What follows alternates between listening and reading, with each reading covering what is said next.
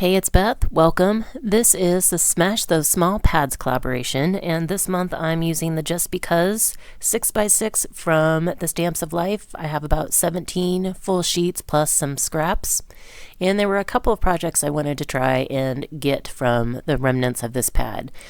Letty from Party Planner Papery recently posted a tutorial on making a hers I think was a fall card with a gift card holder, a fun fold card with a gift card holder option. And so I wanted to try that out. I think she has a 6x6 and a 12x12 tutorial, but I had this pad in mind knowing I was wanting to use it for this collaboration, and so I am using her 6x6 tutorial, so I will link her video in the description box below. I'm not going to share measurements of what I've cut. I will let you watch her video and get the specifics and details.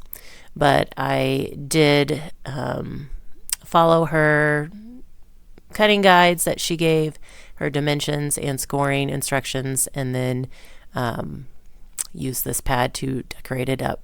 So on the front, I think she used 3x4 journal cards. I didn't have any, so I was going to create one on my own. So I'm using the Happy Holidays stamp it's a stamp set from the Stamps of Life as well. I will link any of the products I can find still available in the description box below.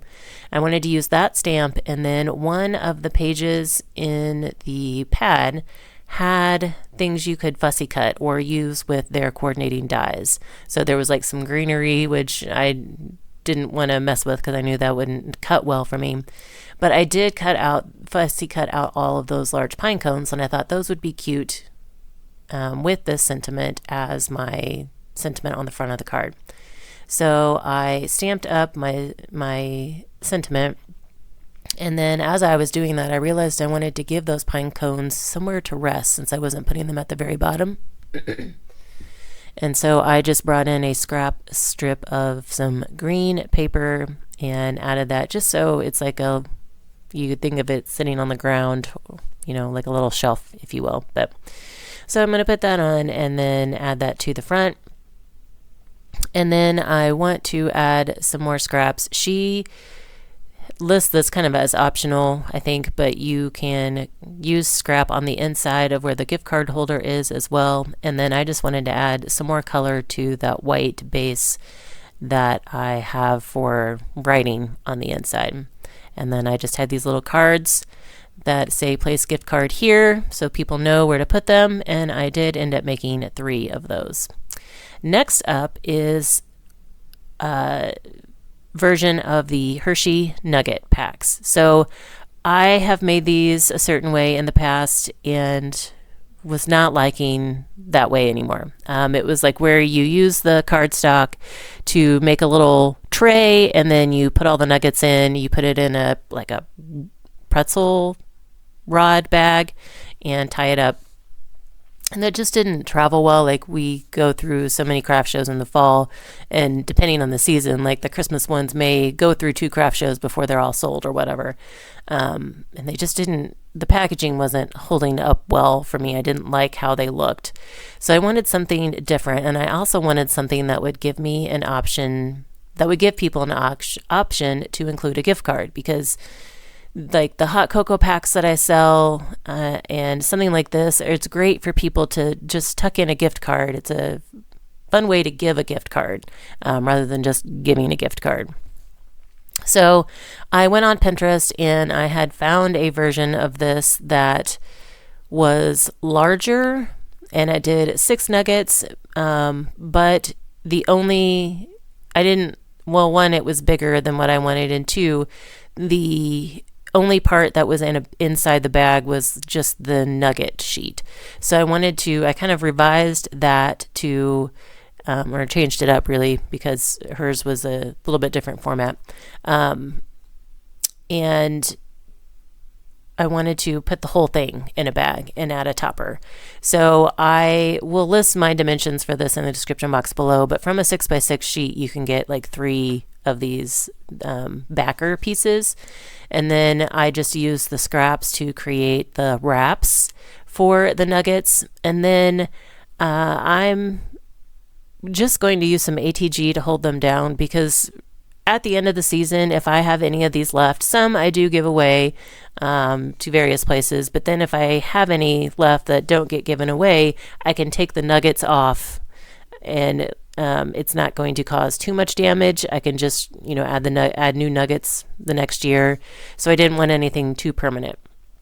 So I have some 4x6 cello bags that I'm using, and then I slipped those inside, and then I'm gonna create a topper and kind of decorate it just a little bit, but then I'm just going to use ATG to attach the topper to the bag. So that way, if someone wants to stick a gift card in, all they have to do is remove the back part of the topper, open up the bag, tuck in the gift card, and then close it back up.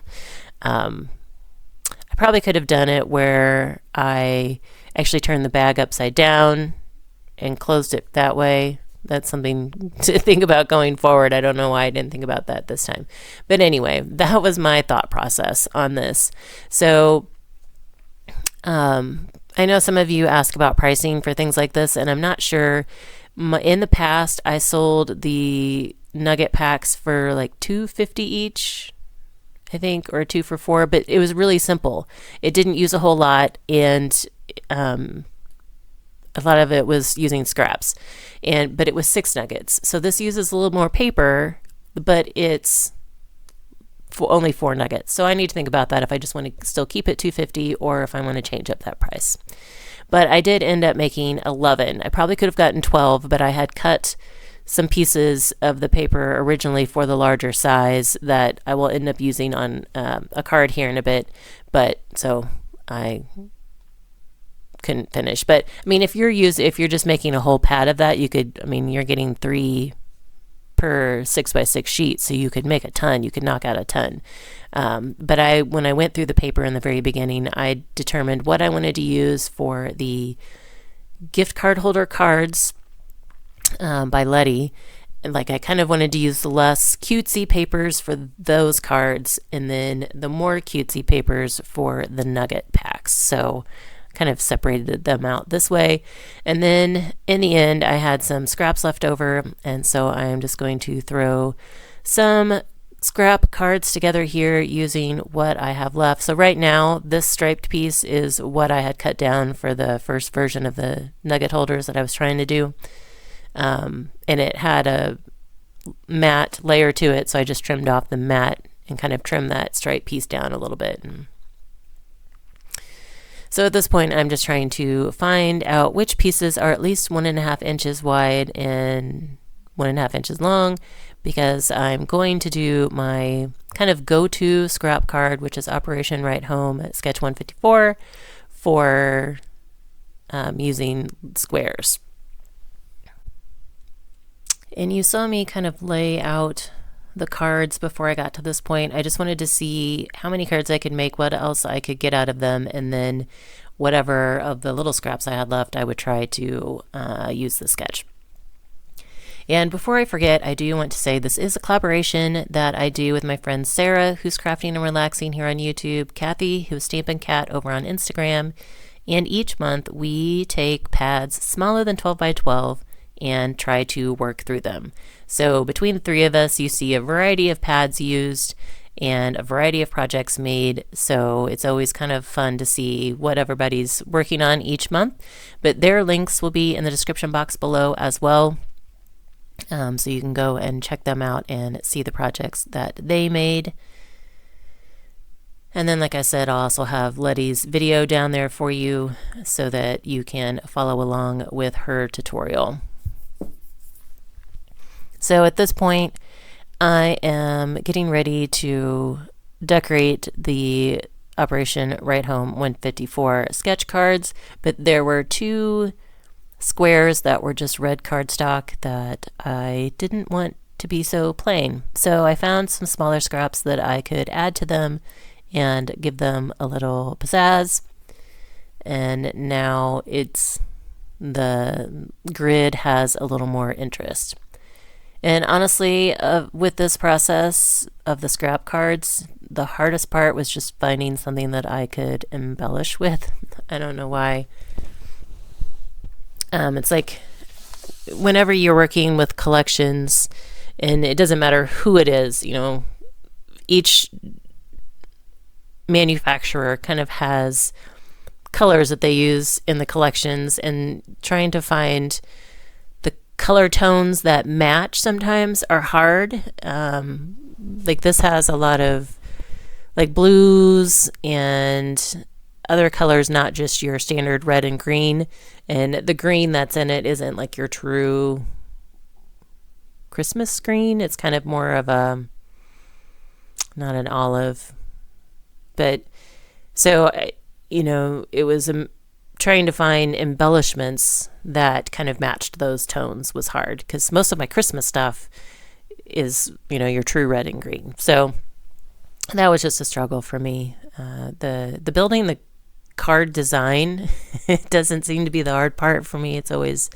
the embellishments, unless I'm working with a collection that has everything, or that has the embellishments with it, which is why I wanted to make sure I used those pine cones, because they were a cut apart sheet in the pad meant to be used as embellishment. So anyway, I'm trying to find some strips to add here at the bottom, and then we'll work on adding my embellishment and sentiments to these cards. I do add scraps to the inside of all of these scrap cards that I make as well, so I'm trying to use up as much of the scraps as I can. But I think at this point I will let you finish out this process with some Christmas music to be festive, and then I will touch base with you at the end for a roundup of all that I made.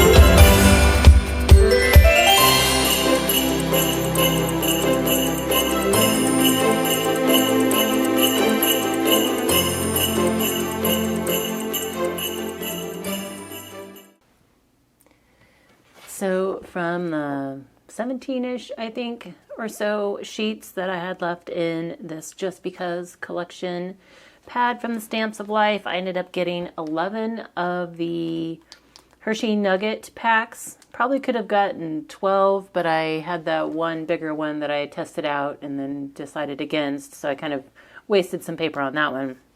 But then I got my 3 gift card holder Christmas cards using Letty's design from Party Planner Paperie, and then 6 cards with scraps. So I feel like this is a really good use of this little pad and what was left of it. So hope you guys enjoyed. Again, please be sure to check out Sarah and Kathy. They are linked in the description box below. As always, I thank you so very much for your time and hope you all have a very crafty day.